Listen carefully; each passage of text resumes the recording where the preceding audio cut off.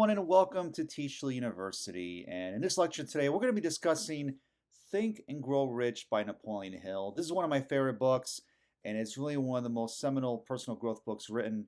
It has inspired a host of other books and personal growth gurus and experts in that field, and it's really just a phenomenal book that you can read over and over again, and you can learn something new. Again, it's just a great book, and really, we're really not going to discuss all the contents of the book in this lecture because there's so much to unpack, but we're really just going to be beginning to skim the surface of it. But we're going to touch on some topics that Napoleon Hill talks about in this book that I think are very relevant when it comes to think and grow rich.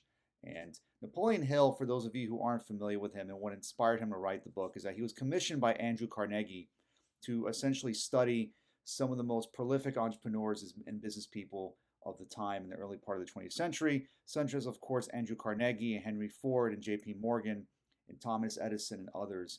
And he spent about 20 years doing this research. And then after this 20 years, he compiled all this data and research and wrote Think, Grow Rich.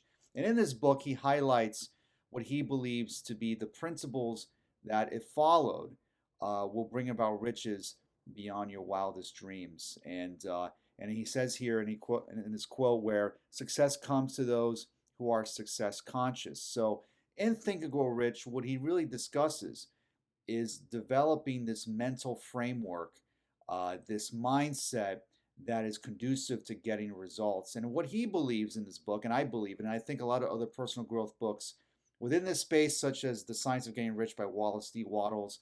Again, it's another book that I've reviewed, and I'll add the link to that YouTube lecture on that book that I reviewed not too long ago. But Wallace D. Wattles and Napoleon Hill believe, and I believe in this, that the most successful among us do things a certain way. Or more specifically, they not just act, but they think in a certain way that brings about results. And Hill says from Think and Grow Rich, if you're one of those people who believe that hard work and honesty alone will bring riches, perish the thought, because it's not true. Riches, when they come in huge quantities, are never the result of hard work. Riches come, if they come at all, in response to definite demands, based on the application of definite principles and not by chance or luck. And what really resonates with me is in the beginning of this quote where he says, people who believe that hard work and honesty alone will bring riches, perish the thought. So what he's arguing here is that hard work alone, burning the midnight oil,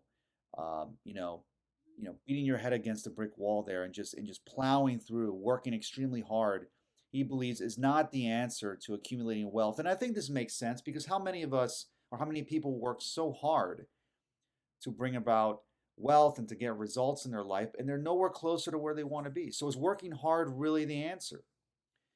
And the answer is no, at least according to Hill. What he's arguing about is that if riches come, they will come in huge quantities where you won't even realize how they came about till after the fact, because you're adopting definite demands. You're applying definite principles that bring about these riches. That they'll come in such large quantities you're shocked that you didn't see them before, or the opportunities or experiences that led to these riches. So it's applying definite principles or developing a mental framework that will yield these results. It's not by chance or luck. And I believe the most successful people, whether in entrepreneurship, in sports, education, or in any other field, achieve success not by chance or luck, but by applying these definite principles or thinking and acting in a certain way, whether they realize it or not, that brought about positive results. So we have this slide here where if you look at the bottom of the slide here, this can be symbolic of your current circumstances. And it could be where maybe right now you're at a job that you enjoy. Maybe you're making a decent amount of money, or maybe you're in a relationship that you like. You have friends, and maybe you're content. Or you could be a student where maybe you just graduated and you're unsure of what to do with your life. Or it could be that maybe right now you're struggling financially. You're in debt, you're unemployed, or you're at a job you dislike and you feel like you're underpaid and you're not sure what to do. Whatever your circumstances are, your current circumstances are defining the way you think and feel. So then we look at The top side of this slide, on the opposite end of the spectrum, are your dreams. Your dreams of wealth, abundance, a new career, relationships, material possessions, maybe the kind of physique you would like to have. Maybe you want to travel. Maybe you want to start a nonprofit to help those who are less fortunate. Or maybe simply you like to have a family. Whatever that is, those are your dreams. And this gap that separates you from your dreams is a two-way street, in that this is where a lot of our anxiety and frustration comes into play. Because we're in our current circumstances, and yet our dreams feel so separate and distant from us. So what do we do to compensate? Well, like Hill says, what normally people do is that they work hard. They work hard, they take action, and use their creative abilities to bring about their desires. And certainly there's relevance to this. But the problem is when we act out of desperation or act out of lack and separation from where we want to be. And the paradox is the more action we take, the more separate we become from where we want to be. That's why so many of us feel like we're in this rat race all the time, where the harder we work, it seems like the less productive we become and the more separate we are from our dreams. And again, this is going back to the slide here. I'm going to repeat this, where Hill says, if you are one of those people who believe that hard work and honesty alone will bring riches, perish the thought, because it's not true. So what he's saying here is that when you're taking action to compensate for lack, to compensate for what you don't have, even if you necessarily acquire that thing or acquire that wealth, you aren't any better off. So riches, when they come in huge quantities, are never the result of hard work.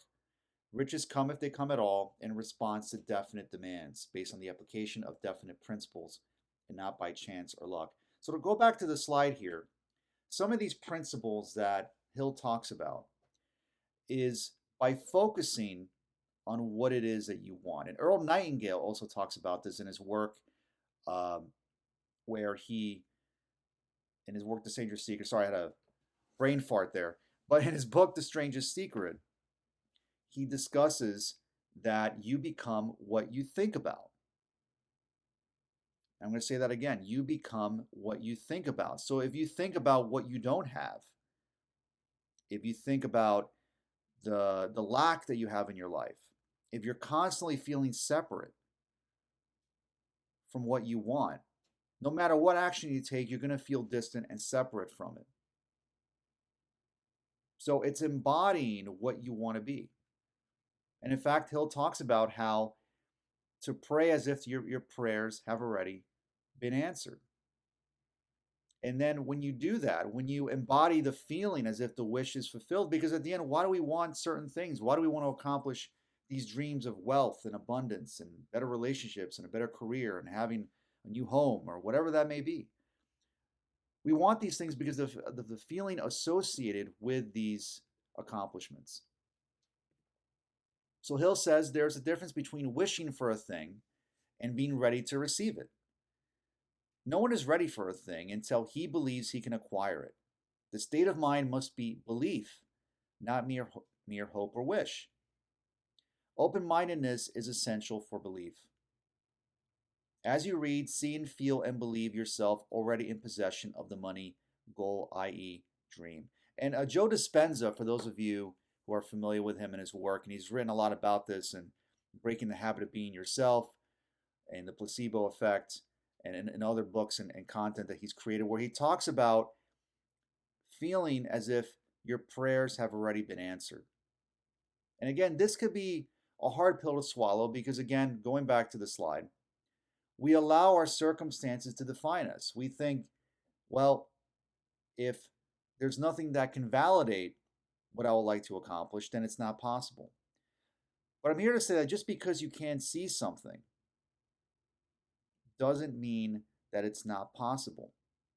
So it's believing in the unseen that requires true faith and belief. And again, that's what Hill is talking about here. It's believing in the unseen and holding on to that vision of what you would like to accomplish, no matter what is happening outside of you.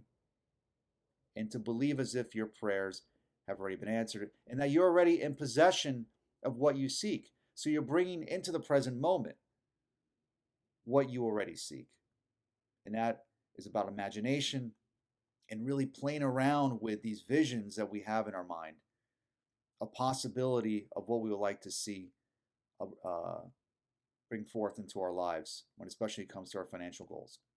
So here, this is a somewhat of a formula that I think Hill describes in the book that he illustrates where desire plus ideas plus plans plus massive action equals success. So there is action involved in acquiring wealth, but again, the action we take shouldn't feel like it's hard work, or at least we should enjoy what it is that we're doing. The action that we take should be coming from inspiration that we're moving towards our goal. So again, with desire and the right ideas and plans and massive action, you will eventually achieve success. So we're going to break this formula down a little bit in the next few slides. So when it comes to desire, the starting point of all achievement is desire. Keep this constantly in mind. Weak desire brings weak results, just as small fire makes a small amount of heat. So what does Hill talk about with desire? Well, when it comes to desire, we all have goals. And when it comes to our finances, we all like to make a certain amount of money. Maybe you want to make $1 million a year, or maybe you want to make a certain amount of money a month. Whatever that number is, or whatever goal you have, it's one thing to think about it, but it's another thing to internalize what it is that we would like to accomplish. By attaching feeling to the goal. If we want to make a certain amount of money, say we want to make $1 million a year, contemplate what that would feel like if you had that money in your possession already. What would it feel like if you accomplish it? What would you have to do to accomplish that money or to acquire it? And that's how we develop that desire. And more specifically, then, we want to ask ourselves not just the how, but the why. Why do we want this money? And when you ask yourself that question, why you want to acquire this wealth and what service you're going to provide to earn it, that's when we develop that desire. We give ourselves reasons to want to acquire that money or to earn it.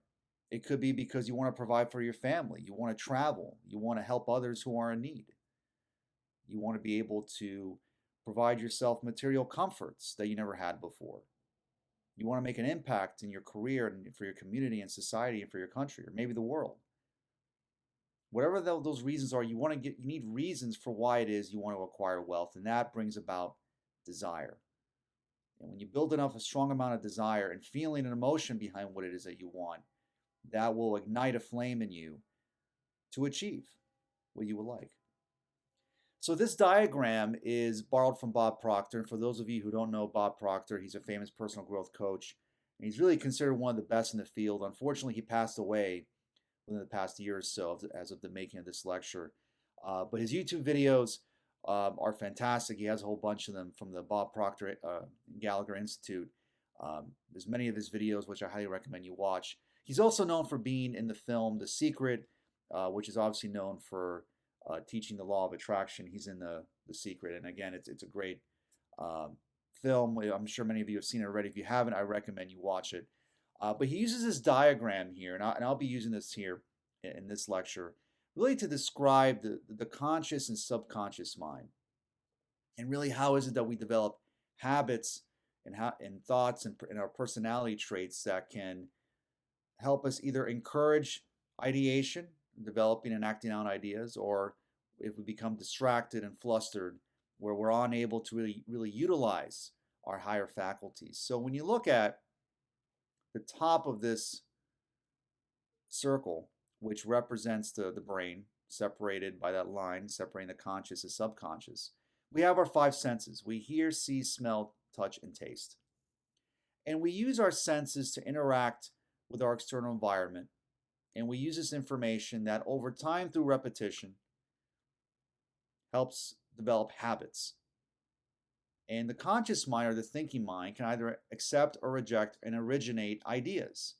So consciously, through our senses and interpreting our external environment, we can either accept or reject what we're exposed to. And in the conscious mind, this is where our imagination, our intuition, our reason, will, memory, perception, more specifically short-term memory, and goal setting also. And really how I'm conducting this lecture right now is by using the conscious mind. And this is also where information is impressed with repetition and emotion. It is passed on to the subconscious mind. So here what happens is how many of our habits are formed is that since we were children, over time, through repetition, over and over again, through our repetitive thoughts and behaviors, we've developed personality traits that shape our personality and personal reality. Some of these habits are good, and some of them are not so good. But through repetition over time, these habits are ingrained in us subconsciously, where the vast majority of our habits are conducted with us without even realizing it, or totally unconscious. And it's these unconscious behaviors that become part of our personality, as we could see here. And Proctor describes the vibration of the body is decided by thoughts held in the subconscious. So when we talk about vibration, the best way to describe it is when maybe you're at a party and somebody enters the room. And I'm sure this has happened to you. There's somebody that enters the room and they have this energy, this vibe about them, this charisma, this energy that you can't quite describe. It's an intangible. And it's that vibration that I think Proctor is talking about here, that subconsciously these people have this it factor, whether they realize it or not. And that's part of the habits that they've developed over time through repetition, that are more positive habits that give them this it factor or this ability to resonate with other people. But it's ultimately this subconscious mind that controls the action, the behavior part of our personality. And this over time, when we impress upon these ideas in the subconscious, it controls the vibration of the body. And the body essentially becomes the mind when we're totally unconscious. So then, to encourage ideation, then, for one, it requires self-awareness, meaning we must become conscious. Or as Carl Jung really talks about, bringing the shadow to the surface, where we have to be upfront about our circumstances and where we are, and perhaps maybe how our thoughts and behaviors are counterproductive. And by being self-aware, then we can become much more deliberate in where it is that we want to go. But more importantly, then, when we become less analytical, when we start using our intuition, our higher faculties, and we start trusting ourselves and stop our overjudging our ideas or being overly analytical, then that's when we can really begin harnessing these higher faculties or that larger version of ourselves. And in fact, it was Michael Crichton who, in a speech back in the late 80s or early 90s, it was at the Academy of Achievement, where an audience member asked him, and for those of you who don't know who Michael Crichton is, he is the author of The Andromeda Strain and Jurassic Park. He's one of the most prolific speculative fiction writers of the 20th century. Unfortunately, he passed away, I believe, in the early 2000s. But when an audience member asked him how it was that he was able to write all these books, his answer was basically describing the conscious mind as a mouse and the subconscious mind as the elephant. And that if we want to achieve big things, it is to utilize that elephant, to utilize that subconscious mind. And to do that, then, it requires being totally aware and observe our behaviors and being much more deliberate. And again, we can tap into the subconscious and make these changes through meditation and journaling and other activities that can help us reshape our habits that can be much more conducive to generating ideas and acting out on them without us judging ourselves. So here then we want to create a definite plan for carrying out your desire and begin at once, whether you're ready or not, to put this plan into action. So you want to have some sort of plan. If you want to acquire wealth, if you have an idea, which is maybe you want to start your own computer company, or it could be something as simple as you want to start investing money, putting some money away so you can watch it grow through compound interest. You got to have some sort of plan of how you're going to do that. It doesn't have to be perfect, doesn't have to be foolproof, but you need to have some sort of plan of what service or product you're going to have that you're going to bring into the open market in exchange for this money that you would like to earn. It's about providing a service and having a plan to carrying out that service and that desire. And this is where you have to do some soul searching as far as what it is that you want to do. What are your passions? What are things that you're good at? And that's what you want to take stock of. You want to take inventory of what it is that you're good at and how you can provide that as a service that you can help others. So strength and growth come only through continuous effort and struggle. The ladder of success is never crowded at the top. The more you give, the more it comes back to you. Think twice before you speak because your words and influence will plant the seed of either success or failure in the mind of another. So what Hill is saying here is that we want to be very mindful of how we communicate with ourselves and others.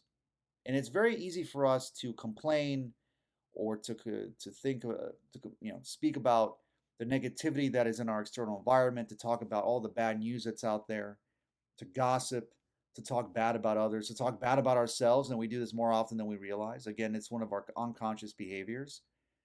We want to be very mindful, and that's the struggle.